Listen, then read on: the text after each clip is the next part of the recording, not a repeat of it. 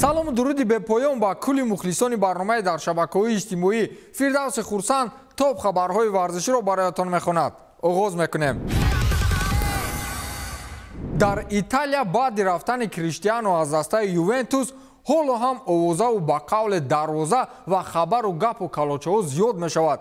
футболбозони чемпионати Италия акнун ҳангоми рақобат бо Ювентус ба масхараи ҳариф гузаштанд ва ин корро акнун рақиби охирини туриниҳо дастаи Специя оғоз кард.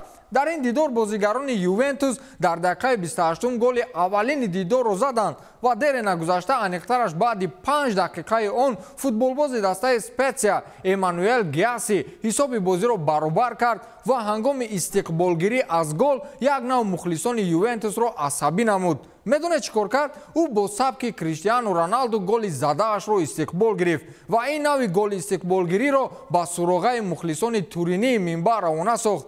ин дар ҳолест ки дастаи Ювентус баъди тарки ин футболбоз дар чемпионати дохилӣ ба сатҳи як дастаи миёнаҳол рақобат мекунад. акнун кулли расонаҳои хабарӣ дар ин маврид менависанд ва инро ба он маъное шаҳр медиҳанд ки Гиаси мухлисони Ювентусро ишоратан фаҳмонид ки ана барои шумо Криштиану Роналду. шабоҳатан дастаи Ювентус ин тобистон ба хулосае омад ки миёни Массимилиано Алегри ва футболбози португалӣ бояд якеро интихоб мекарданд ва дар ин муборизаи боқимонӣ Криштиану бар муқобили Алегри шикаст хӯрд ва ба МЮ баргашт. акнун охири мавсим маълум мешавад ки Ювентус интихоби дуруст кард ё иштибоҳи нобахшиданӣ. таҷриба ҳаминро нишон додааст ки Роналду кадом дастаеро ки тарк кард, он даста чандин вақтҳо ба худ наёмад. мегӯям шабакаҳои иҷтимоӣ ва баъзе расонаҳои иттилоотӣ Роналд Куманро аллакай пеш аз раҳбарияти бошгоҳ ба истеъфо равон карданд. дар дохили бошгоҳ касе чизеро намедонад ва дар мавриди аз даста рафтани ӯ ягон иттилое нест, вале миёни мардум аллакай Куман аз Барса рафтаву ба ҷои ӯ сармураббии мунтахаби Белгия Роберто Мартинес фаъолият дорад. сухан аз забони Луқмон хуш аст. гуфтагиҳои ҳамон бародар бори дар кино инро ҳам Куман рад кардааст ва ҳам Роберто Мартинес. Роналд Куман гуфтааст ки ман аз даста ҳамон вақте меравам ки бозингарони ин бошгоҳ дигар маро гӯш наандозанд ва аз маро итоат кардан даст кашанд.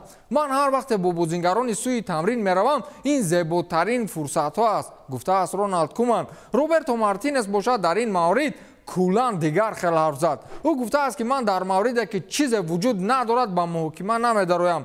ин маълум аст ки ин хабар овозае беш нест ва ин овозаҳо дар футбол ҳамеша вуҷуд доранд ки бад ҳам нестанд. бояд чунин хабар овозаҳо вуҷуд дошта бошанд. агар шумо се бозии охирро ба шикаст паси сар намоед, мухлисон ба ту таҳдид мекунанд ки аз вазифа сабукдӯш мешавӣ.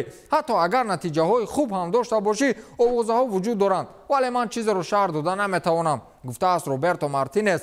барселона ҳоли ҳозир дар 4 бозии чемпионат 2 пирӯзӣ ва 2 мусовӣ дорад. охир Реал 5 пирӯзиву 1 мусовӣ дорад, гуфта Роналд Куманро мекушад дигар.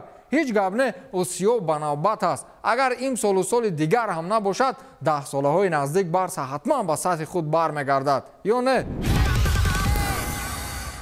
одамон футболбозону ситораҳоро як су гузоштанду домони мураббиҳоро гирифтанд. акнун атрофи сармураббии дастаи ПСЖ Мауритсио Почеттино гапу калочаҳо зиёд шуд. аргентиниро низ аллакай дар фазои хабарӣ аз курсии кӯрияш гирифтанд. ин овозаҳо дар ҳоле пайдо шуданд ки дар бозии пеш аз охирин дастаи ПСЖ бо Лион дидор намуд ва дар ин бозӣ мо якдигарнофаҳмӣ ва муқобилияти Почеттино ва Лионел Мессиро дидем. Месси бо сармураббӣ салом накард ва ҷазояш бояд чунин бошад ки аз вазифа биравад. инро одамони оддӣ не, балки наздикони соҳибони даста овоза карданд. бародари молики дастаи ПСЖ Ҳамад Алтанӣ дар саҳифаи твиттери худ акси Мауритсио Почеттиноро гузошту болои он навишт ки Лондон шаҳри зебо аст, ту инро медонӣ. баъди чанде фурсат фароҳам омад ки Ҳамад Алтанӣ ин аксро аз саҳифааш пок намояд ва дарҳол акси Зиданро ворид сохту болои он бо як калима легенда навишт. акнун пойгоҳҳои мӯътамад махсусан телевизиони машҳури испанӣ эл чирингито зимни таҳлили мавзӯи мазкур дар як барнома қайд карданд ки ин як ишорае ба истеъфои Почетинову таъини Зидан дар курсии сармураббигӣ буд. инҳо бо он мутмаинанд ки рафтани Мессиро ба ПСЖ аввалин шуда маҳз Ҳамад Алтанӣ дар твиттераш расонаӣ карда буд. шуморо намедонам, вале ман ҳар вақте мебинам ки Почетино Неймару Мессиву Мбапперо футбол ёд медиҳад, ранге ки виҷдонам ба тамошои бозӣ намерасад. бояд баръакс бошад охир. ҳозир боз мухлисон маро интиқод мекунанд, вале хабар аст. ба қавле агар аз ҷониби мавриди таваҷҷӯҳ доштаи шумо ҳам ки хабари нақд шуд, мегӯем инаш далели нав аст. боз Криштиану Роналду дар як нишондоди дигар аз Месси пеш гузашт. маҷалаи машҳури Forbes ки ба қавле дороиҳои мардумро ҳисобу ҳасад мекунад, рӯйхати нави сердаромадтарин футболбозони дунёро барои соли 2021 тартиб дод ва ин навбат Криштиану лидерии рӯйхатро бар зимма гирифт ки то ин дам дар ҷои ӯ Месси буд. соли гузашта ин мавқеъ ба Лионел Месси рабт дошт, вале имсол бошад ба Криштиану. аз ҳисоби даромади солона мавқеъи Мессиро ишғол намуд. дар ин рӯйхат Криштиану Роналду бо даромади солонаи 125 миллион евро ки 70 миллиони ин аз ҳисоби маош ва 55 миллионаш бошад аз ҳисоби даромади реклама аст, дар ҷои аввал ва Месси бошад бо даромади солонаи 110 миллион евро ки 75 миллиони маош ва 35 миллиони дигараш аз ҳисоби реклама аст, дар ҷои дуюм қарор дорад. дар ҷои сеюм Неймар бо даромади 95 миллионааш дар як сол меистад. ҷои чорум низ бо бозигари дигари ПСЖ Килиан Мбаппе марбут аст ки даромади яксолааш 43 миллион евроро ташкил медиҳад. ҳатто дар пулдорӣ одамон миёни худ рақобат мекунанд. мо гаштем аз пушти гапу ғайбат. бозиҳои лигаи асосии бейсбол оғоз ёфтанд ва акнун рақобатҳо бо шӯру шавқ идома дорад. дирӯз дар яке аз беҳтарин бозиҳои лигаи мазкур собиқ ду васт чемпиони UFC Конор Макгрегорро ба сифати меҳмон даъват карданд ва ба ирландӣ ҳатто як партофти онро боварӣ намуданд. рақобат миёни ду дастаи машҳур Чикаго Капс ва Миннесота Твинс баргузор гардид. дар наворор дида мешавад ки чӣ хел яке аз партофтҳоро ба Конор эътимод мекунанд ва албатта ин рамзӣ ҳам ҳаст. Конор Макгрегор туби ин нави варзишро гирифта бояд ба ҷои лозима партофт мекард, вале кулли ҷаҳон дид ки Конор тубро тамоман сӯи дигар ҳаво медиҳад.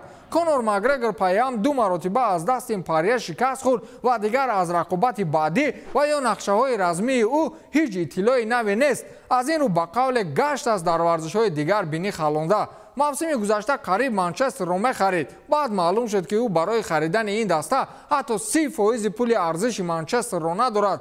қурбоқаам пой дароз кардааст ки маро наъл кунед.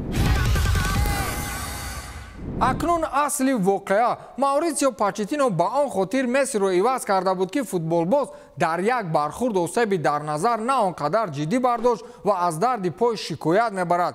ивазшавии ӯ ба хотири саломатиаш буд, вале ин боиси нофаҳмии Месси аз қарори сармураббӣ гашту баъдан як танишҳои лафзиро низ ба бор овард. Почетино худро назди мухлисони бошгоҳ сафед не, балки ҳақ баровард. рӯзи 21 сентябр пои Лионел Мессиро озмоиши МРТ карданд ва дар натиҷа маълум шуд ки як қисми устухони пои Месси лат хӯрдааст ва гумон меравад ки ин бозингар муддати чанд вақт ба бозӣ даромада наметавонад. муҳлати баргашти ӯ дақиқан маълум нагардид, вале аз рӯи гумонҳо шояд 2 ё 3 бозии дигар Месси ПСЖро кӯмак карда наметавонад. 2-3 бозиро намедонам, ба назар чунин мерасад ки белатбардорӣ ҳам Месси имсол ПСЖро ягон хел кӯмак карда наметавонад. ба ҳамин тамом, то дидор, хайр.